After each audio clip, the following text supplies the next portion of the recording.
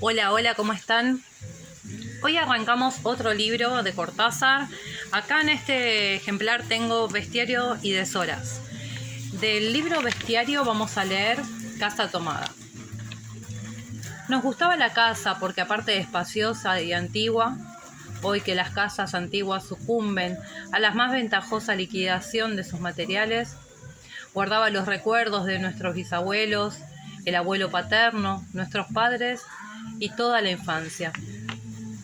Nos habituamos, Irene y yo, a persistir solos en ella. Lo que era una locura, pues en esa casa podían vivir 8 personas sin estorbarse. Hacíamos la limpieza por la mañana, levantándonos a las 7. Y a eso de las 11 yo le dejaba a Irene las últimas habitaciones por repasar y me iba a la cocina. Almorzábamos al mediodía, siempre puntuales. Ya no quedaba nada por hacer fuera de unos platos sucios. Nos resultaba grato almorzar pensando en la casa profunda y silenciosa y cómo nos bastábamos para mantenerla limpia. A veces llegamos a creer que ella era la que no nos dejó casarnos. Irene rechazó 2 pretendientes sin mayor motivo. A mí se me murió María Esther antes que llegáramos a comprometernos. Entramos en los 40 años con la inexpresada idea de que el nuestro simple y silencioso matrimonio de hermanos era necesaria clausura de la genealogía asentada por los bisabuelos en nuestra casa. Nos moriríamos allí algún día vagos y esquivos, primos se quedarían con la casa y la echarían al suelo para enriquecerse con el terreno y los ladrillos. O mejor, nosotros mismos la voltearíamos justicieramente antes de que fuese demasiado tarde. Irene era una chica nacida para no molestar a nadie. Aparte de su actividad matinal, se pasaba el resto del día tejiendo en el sofá de su dormitorio. No sé por qué tejía. No sé por qué tejía tanto. Yo creo que las mujeres tejen cuando han encontrado en esa labor el gran pretexto para no hacer nada. Irene no era así. Tejía cosas siempre necesarias. Tricotas para el invierno, medias para mí, mañanitas y chalecos para ella. A veces tejía un chaleco y después lo destejía en un momento porque algo no le agradaba.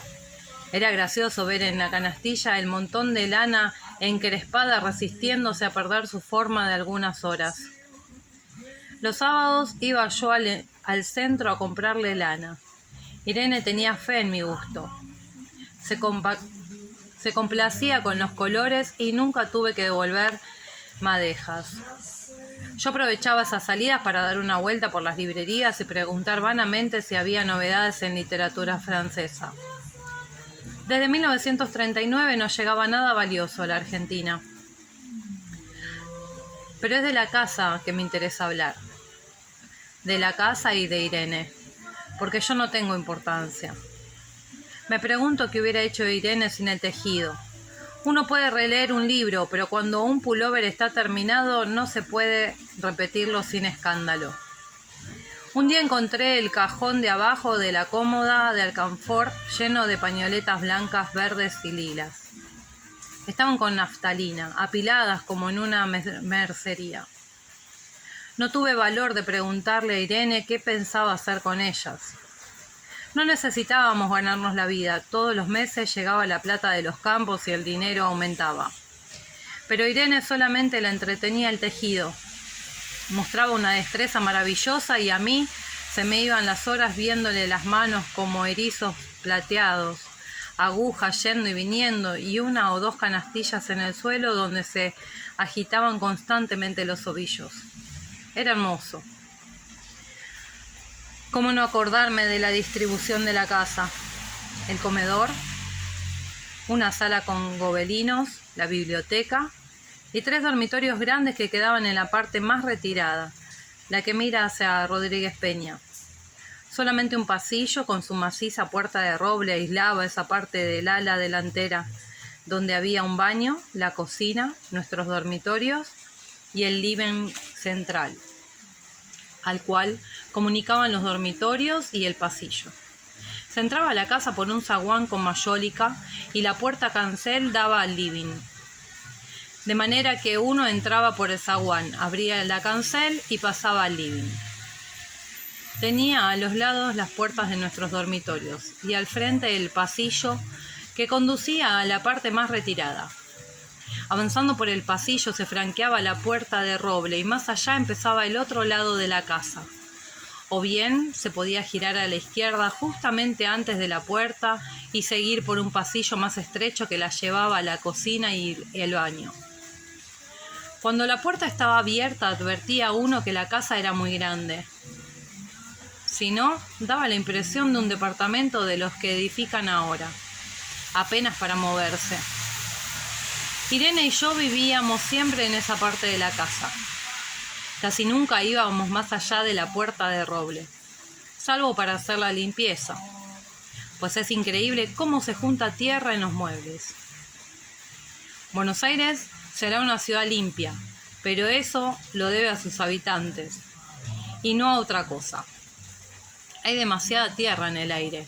Apenas sopla una ráfaga se palpa el polvo en los mármoles de las consolas y entre los rombos de las carpetas de macramé. Da trabajo sacarlo bien con plumero. Vuela y se suspende en el aire. Un momento después se deposita de nuevo en los muebles y en los pianos. Lo recordaré siempre con claridad porque fue simple y sin circunstancias inútiles. Irene estaba tejiendo en su dormitorio. Eran las 8 de la noche y de repente se me ocurrió poner al fuego la pavita del mate. Fui por el pasillo hasta enfrentar la entornada puerta de roble y daba la vuelta al codo que le llevaba a la cocina cuando escuché algo en el comedor o la biblioteca. El sonido venía impreciso y sordo, como un volcarse de silla sobre la alfombra o como un ahogado susurro de conversación. También lo oí, al mismo tiempo, en un segundo después. También lo oí al mismo tiempo o un segundo después, en el fondo del pasillo que traía desde aquellas piezas hasta la puerta. Me tiré contra la pared antes de que fuera demasiado tarde. Cerré la puerta de golpe apoyando el cuerpo.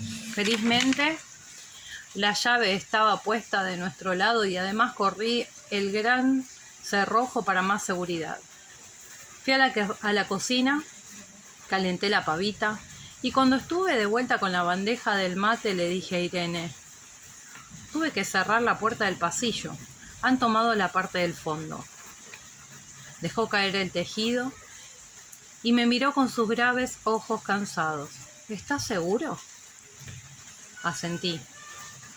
Entonces, dijo recogiendo las agujas, tendremos que vivir en este lado. Yo celaba el mate con mucho cuidado, pero ella tardó un rato en reanudar su labor. Me acuerdo que tejía un chaleco gris y a mí me gustaba ese chaleco.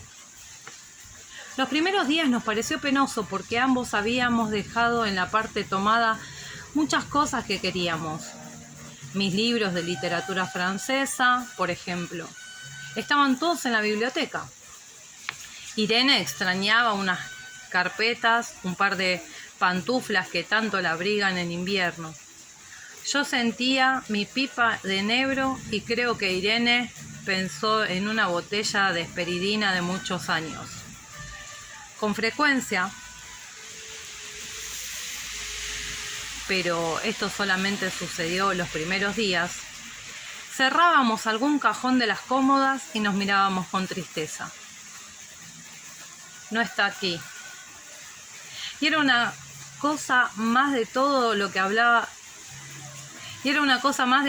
habíamos perdido al otro lado de la casa. Pero también tuvimos ventajas. La limpieza se simplificó tanto que aún levantándose tardísimo, a las 9:30, por ejemplo, no daban las 11 y ya estábamos de brazos cruzados. Irene se acostumbró a ir conmigo a la cocina, a ayudarme a preparar el almuerzo. Lo pensábamos bien y se decidió esto. Mientras yo preparaba el almuerzo, Irene cocinaría platos para comer fríos de noche. Nos alegramos porque siempre resulta molesto tener que abandonar los dormitorios al atardecer y ponerse a cocinar. Ahora nos bastábamos con la mesa en el dormitorio de Irene y las fuentes de comida fiambre. Irene estaba contenta porque le quedaba más tiempo para tejer. Yo andaba un poco perdido a causa de los libros, pero por no afligir a mi hermana me puse a revisar la colección de estampillas de papá y eso me sirvió para matar el tiempo. Nos divertíamos mucho cada uno con sus cosas, casi siempre reunidos en el dormitorio de Irene, que era más cómodo. A veces Irene decía: fíjate este punto que se me ha ocurrido, ¿no da un dibujo de trébol? Un rato después, era yo el que le ponía ante los ojos un cuadrito de papel para que viese el mérito de algún sello de Eupen y Malmedy. Estábamos bien y poco a poco empezábamos a no pensar. Se puede vivir sin pensar. Cuando Irene soñaba en voz alta, yo me desvelaba enseguida. Nunca pude habituarme a esa voz de estatua o papagayo, voz que viene de los sueños y no de la garganta. Irene decía que mis sueños consistían en grandes sacudones que a veces hacían caer el cobertor. Nuestros dormitorios tenían el living de por medio, pero de noche se escuchaba cualquier cosa en la casa. Nos oíamos respirar, toser, presentíamos el ademán que conduce a la llave del velador, los mutuos y frecuentes insomnios. Aparte de todo esto, estaba callado en la casa. De día eran los rumores domésticos, el roce metálico de las agujas de tejer, un crujido al pasar las hojas del álbum filatélico. La puerta de roble, creo haberlo dicho, era maciza. En la cocina y el baño, que quedaban tocando la parte tomada, nos poníamos a hablar en voz más alta o Irene cantaba canciones de cuna. En una cocina hay demasiado ruido de loza, vidrios, para que otros sonidos irrumpan en ella. Muy pocas veces permitíamos allí el silencio, pero cuando tornábamos a los dormitorios y al living, entonces la casa se ponía callada y a media luz. Hasta pisábamos más despacio para no molestarnos. Yo creo que era por eso que de noche, cuando Irene empezaba a soñar en alta voz, me desvelaba enseguida. Es casi repetir lo mismo, salvo las consecuencias. De noche siento sed. Y antes de acostarnos le dije a Irene que iba hasta la cocina a servirme un vaso de agua. Desde la puerta del dormitorio, ella tejía, oí el ruido en la cocina. Tal vez en la cocina o tal vez en el baño, porque el codo del pasillo apagaba el sonido. A Irene le llamó la atención mi brusca manera de detenerme y vino a mi lado sin decir palabra. Nos quedamos escuchando los ruidos, notando claramente que eran de este lado de la puerta de roble, en la cocina y en el baño, o en el pasillo mismo donde empezaba el codo, casi al lado nuestro. No nos miramos siquiera. Apreté el brazo de Irene y le hice correr conmigo hasta la puerta cancel, sin volvernos hacia atrás.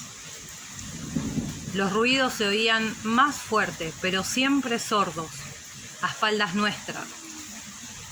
Cerré de un golpe la cancel y nos quedamos en el zaguán. Ahora no se oía nada. Han tomado esta parte, dijo Irene. El tejido le colgaba de las manos y las hebras iban hasta la cancel y se perdían debajo. Cuando vio que los ovillos habían quedado del otro lado, soltó el tejido sin mirarlo.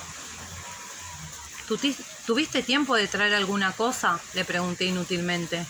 No, nada. Estábamos con lo puesto. Me acordé de los 15.000 pesos en el armario de mi dormitorio. Ya era tarde ahora.